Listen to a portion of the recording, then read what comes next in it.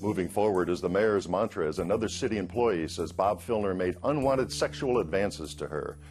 Neighbors in North Park joined to battle the expansion of an unwelcome Jack-in-the-Box restaurant. And San Diego Congressman Darrell Issa is among a group of Republicans targeted as climate change deniers by environmentalists. I'm Mark Sauer, and the KPBS Roundtable starts now.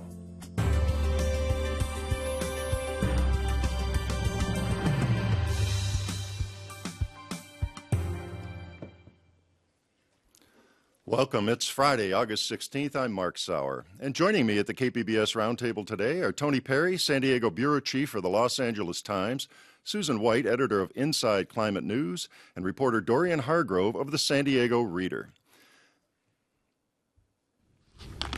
You suggested that you can go 8 hours. But Mayor Filner, we don't care how long you can go. We just want you to go as quickly. Well, there was plenty of news on Mayor Filner's sexual harassment scandal again this week, including another city employee coming forward to say the mayor planted an unwanted kiss, hounded her for a date, made the lewd comment that was referenced there by attorney Gloria Allred. It had to do with Filner allegedly telling the employee, 67-year-old Peggy Shannon, that he could go, quote, 8 straight hours. The reference Allred emphasized was not to a typical working day. Tony Perry, the mayor, early this week filed his response to the recall. He ignored the sexual harassment allegations. It read like a campaign flyer. Tell us about that. Indeed. He essentially said, you get rid of me, you don't know what you're going to get. You're going to get one of those folks that's beholden to the downtown power boys. You need me for your neighborhoods, et cetera, that without me, everything goes straight to blazes. We're 5 weeks into this now, and we're still at a point where we're waiting for him. Unless he resigns, and there's no indication he's going to, I think the mechanisms to forcibly push him out are weak and iffy and will take a long, long time. The Gloria Allred suit filed on behalf of Irene Jackson, that's a civil suit, and that could be a year. Right. Recall, if it works, it could be February before we have an election. The city attorney thinks he's found some obscure part of the city charter. Not so sure that that's going to work. The Sun Road, $100,000. I don't think that's going to go anywhere. We are where we were 5 weeks ago when Marco Gonzalez at that dramatic press conference said, and the next move, Mr. Mayor, is up to you.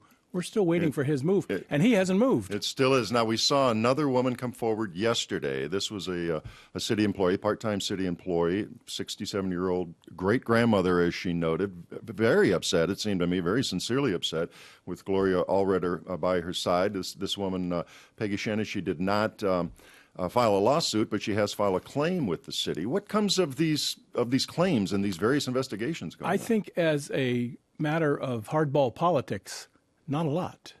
It's unclear whether these non-lawsuit claims will ever be part of the Jackson lawsuit. Maybe, maybe not. They'll be fought very vigorously. And you wonder what the consequence is anyway, even if they say, okay, this Indeed. was... And we should be shocked at what he allegedly did and said with a 67-year-old great-grandmother. But we shouldn't be surprised. He's already told us in one of those press conferences he held that his behavior over a long period of time was disrespectful and dreadful, and he has no excuse for it.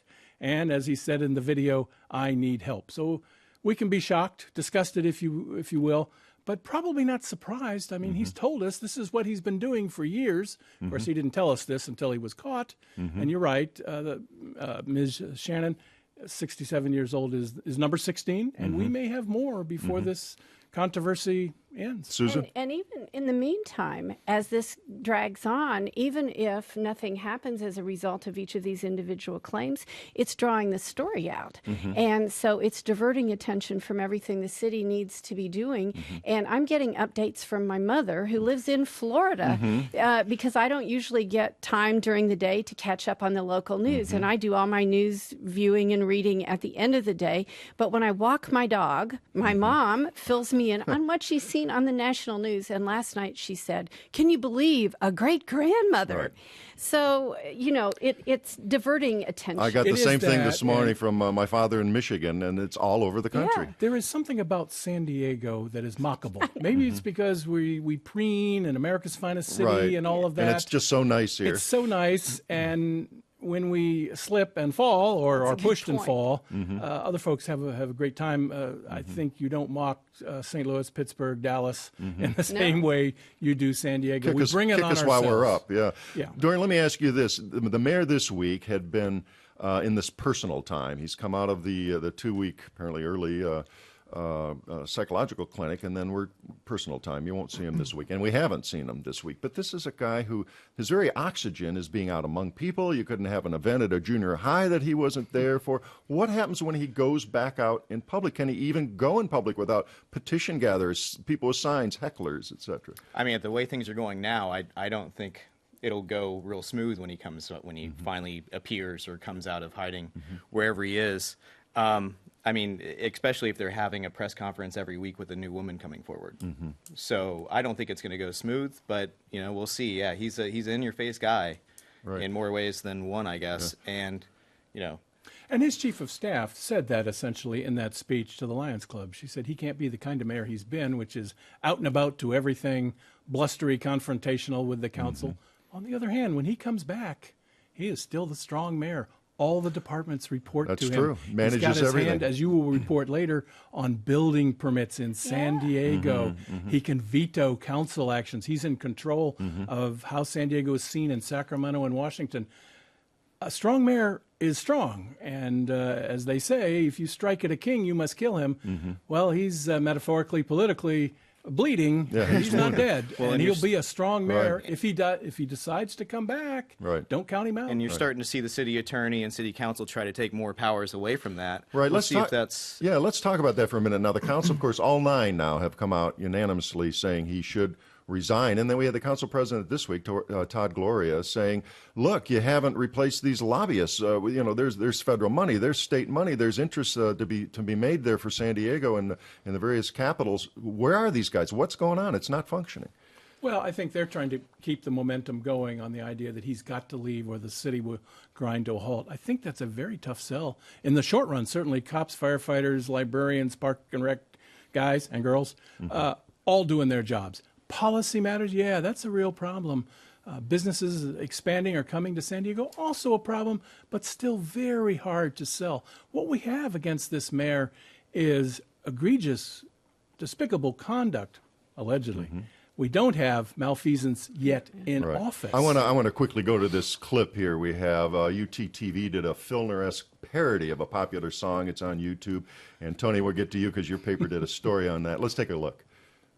The man's a bully, hey, hey, hey. He's just a creeper, hey, hey, hey. And we would prefer if you resign. The nation's laughing. Is this this is the silly and the sublime when you get into these long-running Indeed. scandals? A couple of my colleagues, Jim Rainey, Robin Abkarian, had a little fun with it. Of all the crazy things that go on in the media, this one doesn't really bother me. And now back to regular scheduled programming. As Jeff Light, the editor over there, said, this is not the city desk staff here. These are some news readers.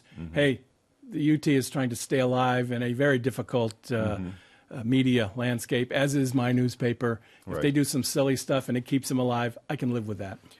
Now, there was some news yesterday from the city attorney's office. The mayor, aside from the recall we've talked about, the mayor could be removed from malfeasance, something about credit cards not being paid and not keeping up with, and did he buy a blender or a juicer? Is there much there? It seemed like small potatoes in terms of the charges. Never been enforced. 1931, it was put into the city charter, and an officer, and he's clearly an officer, can be removed if he's found to have approved an unauthorized payment. Now, folks say that maybe $1,000 of his credit card debts were for silly personal things, a juicer and meals and such. And so Jan Goldsmith finds this section in the city charter, but it's never really been used, and it's not clear how it will be enforced. So in a memo to the council, Goldsmith said, okay, if you want, council, we will pursue this. We'll build a case and take it over to the judge. I have trouble thinking a judge will go, all right, yeah, I'll jump into a territory no one else has ever dealt with. Now, there is precedent to removing someone for credit card abuse. I give you Uvaldo Martinez, 1986, $1,800. But those were criminal City charges. councilman, yeah. City councilman. So he resigns as part of a plea bargain to charges brought by the San Diego County District Attorney. And then the next year there is an election to fill his seat, and that election is won by a San Diego State professor and former school board member, Bob Filner. So in San Diego, we go round and around sometimes on these things. Maybe I could be wrong, but this has never been used. It's untested.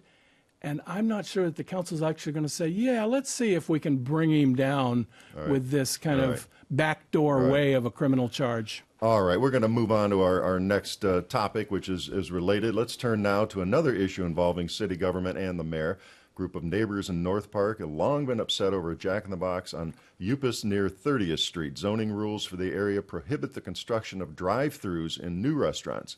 This outlet, built before Prohibition took effect, has long been a drive-thru, so it was grandfathered in, but the restaurant's being upgraded, and that sparked a new controversy. Dorian, let's start. Tell us what the issues that the neighbors are so upset about in North Park. Well, they've been ongoing for quite some time. So at first it was, I think your average, if anyone lived 30, 40 feet away from a popular fast food restaurant that they're going to have. So they're going to have late night noise, traffic, litter. And at first garbage trucks in the morning, all and deliveries, grease trap removal or cleanup, and I think that's what it was at first. And then Jack in the Box came up with this plan to renovate. I mean, it has been there since 1961. Their plan, however, was to add 300 square feet onto the building, reconfigure the whole drive-through. And they started running into way more opposition from neighbors. And that opposition... Are they playing by the rules? I mean... Well, so, that plan got defeated. Got defeated by the local planning board or committee. The planning group in the neighborhood. Yeah, and then it got defeated by the planning commission. The city planning commission. So Jack in the Box kind of went away with that plan. So instead what they did is they decided to kind of do an end around in a way, where they approached the planning department and said, hey, we're going to, just remodel this. We're not going to change the existing footprint. We're not going to remove existing walls. We're just going to remodel it. And they got permits that way. So it's kind of hard to say if they, they play by the rules or not. Some people say no. Okay. So what they're saying is they're kind of playing fast and loose with the rules. But then I live in the neighborhood. You sure do. A few blocks I live away. a few blocks away. I don't hear it. I don't have any of the problems. Not I that live close. far enough. Yeah, right. But in the neighborhood, we watched and we understood that they were not allowed to tear it down and rebuild. They had to remodel. But we all watched as all the walls came down. Yeah. And that was interesting. In your story, you mentioned that they had said, we're not going to tear down the walls. Yeah. And they did. And so this gets back to the Filner story in a does. way, because in our neighborhood, before the scandal broke, we're thinking, he stepped in and something was wrong. And what I don't understand about that story is they weren't supposed to tear down the walls. And tell me if I'm wrong. They weren't supposed to tear down the walls. They went ahead and they did it and they built. And then the city said, oh, they're too far along and we're going to get sued if we stop them. Well, and this goes back to the center point issue. So there was a building over actually by the college here. Nearby, 10 minutes from here, yeah. That Mayor Filner came in. And he put a stop to the construction. Tell us quickly about that building. It's a large residential building, is it not? Large mixed-use building. Okay. And what he had heard, supposedly his mayor heard that it was going to be a rent-by-bed type of facility, which would basically be a big dorm, a large dorm. Near the university, yeah. So he put a stop to it. Since the city was sued over that by Centerpoint. And I think the city took a hit on that. So in response, City Attorney Jan Goldsmith said, hey, no more, a strong mayor is a strong mayor, but you cannot come in and put a stop to it. The downside of that is, why wasn't the city, they knew going in that this was a really controversial remodel, so why weren't the inspectors out there doing what they do? Hey, you can't get rid of these three walls you today. tore down the walls. You're not supposed to be doing that. Stop. So if it goes through, they tore down the walls, they did what they said they weren't going to do. Right.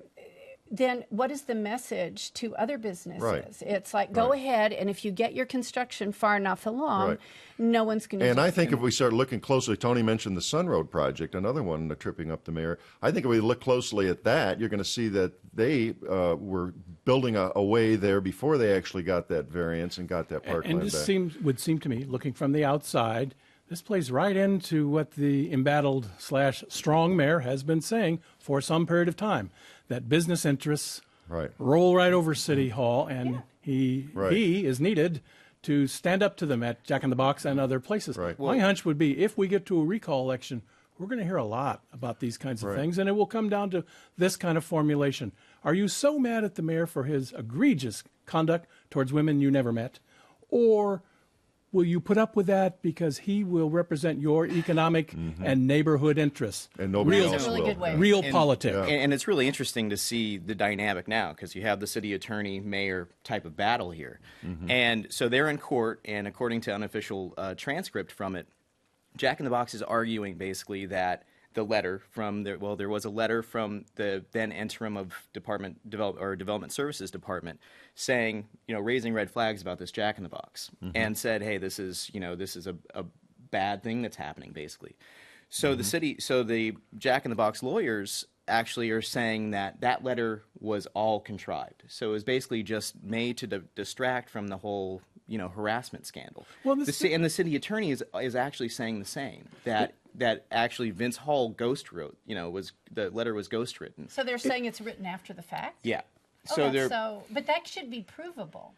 Well, I mean, the letter was issued July 3rd, which is well before any harassment. So who knows if this is, obviously it appears to just be a court, stunt. It does seem to go back to one of the mayor's assertions before the big sex harassment scandal hit, and that is a very in-your-face to the city attorney, essentially saying, we have a city attorney who doesn't get it done for the residents, just isn't very good. I don't know if that's true or not. I'm not taking sides. Yeah. But that was his assertion. He, of course, in his blustery, confrontational way, sort of threw more dust up than he needed to. But that was his assertion. And I think, again, particularly if the city attorney's idea of this obscure city charter provision is the strategy that the council uses, I think from the mayor or the mayor's people, and there are people supporting him, there's going to be a rally next week of pro-Filner people, I think we're going to hear more about this, that for neighborhoods, you need Bob Filner. That's going to be the assertion. This makes this so sad. Yes, it does. This whole situation, it makes it really tragic because the things that have happened with the women are terrible, and that's horrible. But the fact that this has totally derailed things that maybe need to be done and action that needs to be taken in this city. And he will claim, you derail me, you derail that, and you get somebody you don't like as mayor. The labor unions will have to cross that bridge. Will they support him? Yea, though they are fairly disgusted at how he has treated city employees. Irene Jackson was a city employee. Ms. Shannon is a city employee. They'll have to cross that bridge, and people will have to ask themselves, what's really important to me? Punishing someone for egregious conduct or looking after my economic and neighborhood interests? Tough decision. Right, and in this case here, it's, when does a remodel become complete bulldozed and scrape and start over, and he's the guy standing there saying, I'm the sheriff. According to your article, they did what they said they weren't going to do. Exactly. It's very concrete. And what they're saying is they're just moving, they found damage, and they had to respond to that damage. And they have heavyweight lawyers, as you pointed out. And actually, I am a Jack in the Box patron, too, because that's pretty convenient there. So... Love those tacos. All right, we're gonna have to wrap it. Teriyaki chicken bowl. We're gonna have to wrap it there on the teriyaki. Our next topic is the Southwest remains gripped by drought this summer, with a record number of wildfires being fought across the region. Against that backdrop, environmentalists this week targeted more than a dozen federal lawmakers who refused, some of them vehemently, to concede the scientific conclusion that climate change is real and caused by humans. In reporting this story, KPBS this week interviewed Jeff Severinghaus, professor of geosciences at Scripps Institution of Oceanography. He said, quote, "The science is very, very clear. People who are in denial about climate change are downright dangerous." Susan White, it would seem that Congressman Darrell Issa here of San Diego would fall into that category. I'm not calling him dangerous, but Tell us about this protest this week, and who were the folks they went after? Well, they went after the people who get a lot of publicity in Congress, who get they deny things and they immediately get a lot of traction, and I think they feel plays into their base. And now Issa, after this, put out a statement saying he does not dispute that the climate is changing. What he objects to are the Obama administration's what he called radical plans to deal with it. Which would be ramp up fossil fuel development and burning domestically. Right. But this whole thing, we're in a time of dramatic change in the world. And it's as if we have to take our heads off and spin them around and put them back on again. Mm-hmm. The change is so dramatic. And because we have to take into account climate change, if you believe 97% of the world's scientists, which I tend to believe. Yeah. So we're going down that path, and the question now is, are we going to do it now? Are we going to keep delaying? And right now, the things that Obama has proposed are not radical because he can't propose anything that's sweeping because it won't get through Congress. Right. So what he has proposed are all the things that he can do without congressional approval, which are sort of small potatoes. Let me ask you about. Oh, go ahead, Tony. Well, I mean, I agree. We're on the cusp here. We have 70 miles of coastline. Yeah. If that And ocean fires. starts In a big harbor. rising, we're in real hurt, and the temperatures are already rising in La Jolla. I've Right. seen that. But what about that four-letter word, jobs? Is that really what we're talking about? But that jobs- what Obama administration is suggesting could cost jobs? It can cost jobs. It is a transition. It should not cost jobs, but there is a transition. So there would be there. jobs in alternative. Have you Because- seen in Germany, which Yes. is about half their Yeah, because their energy now from alternative we've sources. written, my organization, we produced a book on the Germany energy transformation, and they have really tackled this, and they've been going at it since the 70s. And it's a big job creator there. And it has been a job creator, but they're creating industries. And so, yes, there is going to be job loss, and you feel for that. You want people to have those jobs, but it's inevitable. It's a change that we can't control. And so, people use the Keystone Pipeline as an example, and they say, oh, it's going to create what, I can't remember the numbers, 4,300 or something jobs. Most of those, in the end, it will create maybe 200 or 300 permanent jobs, and the rest are half-time jobs that will end when the pipeline is built. But when you say we can use our technical expertise and our scientists and our creativity to go into this new world where the switch to renewables is going to happen. Let me ask you about, in your story in Inside Climate News this week, about two interesting congressmen in our neighboring state here of Arizona. They have neighboring districts Right. there, and of course you've had the tremendous fires. We had the tragedy with the 19 firefighters killed in that wildfire, et cetera. But they've responded, a Democrat and a Republican, quite differently Very to this dramatic event there. Yes, the Democrat Grijalva really said, he's taking action. He's doing everything he can because he sees what's happening. And the Republican Gassa, I'm not sure how he pronounces his name, but he is in the other camp, and he's still saying that we don't really have this problem. That this is a hoax being perpetrated. That it's a hoax. And so people can say it's a hoax, and they can keep doing that for a while, but it's inevitably going to catch up. We're going to have to admit the reality. And in the interim, all of the delays that we're making are going to make the job of repairing the damage and preparing for the future more expensive and more difficult. Let me ask you about the Republicans going back. It wasn't always this way. Mitt Romney and John McCain, two Republican leaders, of course. McCain talking about a cap and trade. Romney in Massachusetts when he was governor. And Tim Pawlenty. And Tim Pawlenty taking actions, and now they flipped. Well, how did that happen?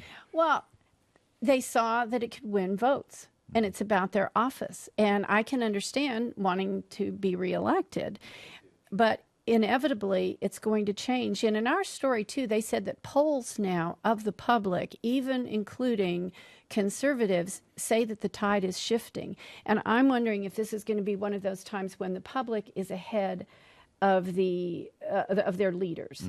And one of the things that to me was very reassuring, there's a clip circulating on YouTube about Dana Rohrabacher, who was talking to a group, and it was billed as a group of Tea Party people, but I'm not sure. Very conservative California congressman, right. And he was saying that this is all a conspiracy to allow the UN to take control of the government.